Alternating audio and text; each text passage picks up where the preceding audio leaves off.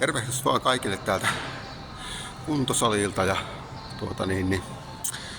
reeni on tuossa takana ja tähän loppuun ajattelin vähän säkkiä napuutella.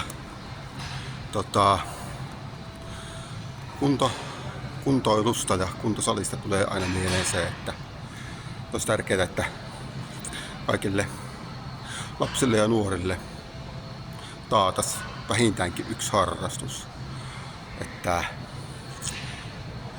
he voisivat sitten viettää aikansa jossakin muualla kuin pelkästään kodissaan tai tuolla kadulla. Harrastamisen tiedetään nimittäin olevan niin yksi tehokkaimpia keinoja estää syrjäytymistä ja estää sitten kaikkia muita lieveilmiöitä. Mut joo, eipä se sen kummempaa, niin aina kun on pikkusen vielä tää säkkiä tossa, niin nähdään sitten taas.